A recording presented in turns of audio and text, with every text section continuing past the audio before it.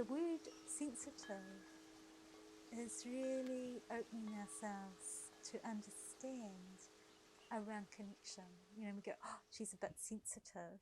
But in fact, we should be saying, oh my gosh, that's beautiful, you're sensitive. You're actually sensitive because your senses are open, not just to the physical, but to something behind the physical. If we close our hearts and keep on thinking and building and pushing and doing and willful and da-da-da, we're having an impact because we're joining in with that.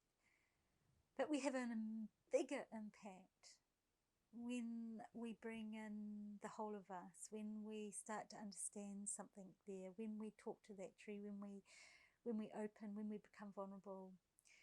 We have an immense impact, and we're also scared of that. So there's real fear here.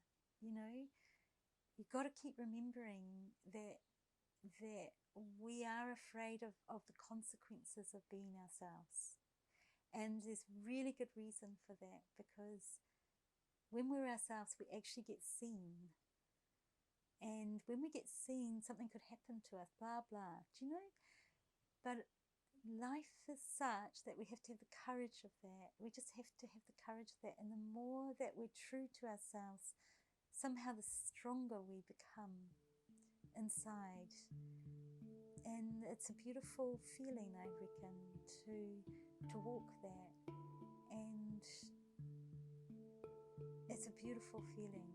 And I see that as connection, because if we connect there, then, and if we can just give a bit of space so that nature connection is everywhere. It's in the fact that dandelions grow in a crack in the pavement. Is, if they're willing to do that, how come we aren't? You know, how come we aren't willing to do that too? So nature isn't, like, I obviously yearn for the lost forests of New Zealand, but there is nature all the time, yeah, and we're part of it. Enter this way, and the girl comes to a small dark hallway where the telephone perches on a wrought iron and glass table. Turn to the right, where the sun is already pushing through the kitchen door, and enter the kitchen. Her grandmother is here. The sleeves of her pink cardigan are pushed up to her elbows. Her fine white hair is mussed up as if she has jumped up quickly from a strange dream. Her grandfather is sharp-eyed and wry. There is the smell of tobacco and garden sweat when the girl burrows into him. There is crusty bread out of the oven, bananas, butter, marmalade and milk. The kettle is boiling. The oak wood table is covered by a linen tablecloth. The sunlight glows. The wood and the cornflower blue cupboards smile. The yellow canary is in its cage, and it hops from one perch to another and back again, hop, hop, hop, hop. The girl has brought in groundsel from the garden, the one weed her grandfather prizes, groundsel for the canary. The girl pushes it through the cage bars. The canary temporarily stops hopping and pulls at the groundsel with its beak. Her grandfather lights up his pipe sitting on the red chair by the window. Her grandmother puts a teapot on the table. There is a concertina vinyl door that opens into the sitting room. This is the sitting room. The light is filtered by the Venetian blinds. Slanted lines of light and shadow fall across the copper-coloured settee. It falls upon the glass cabinet. On the floral tea set, the Royal Dalton lady with the pointy shoes and a silver tea set. Missing the light is the brick fireplace, the Toby jugs on the mantelpiece, the record player, the shelf of books from the other room. From the other room, the canary bursts into a song in a raya that penetrates through the doorways and seeps into the dark rose-patterned carpet, rich and melodious. The song breaks open its joyous heart. It is a song for the female finch that will never hear it. And then, with a rich full stop, it ends.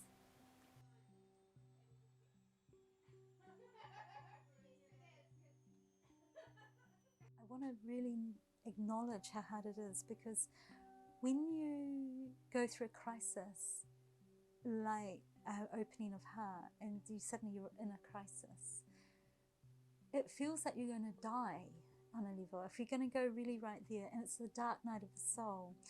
And also on other levels, some people get ill from like environmental despair, simply being the despair and helplessness of what's going on around them. And so you just want to cut off that as well.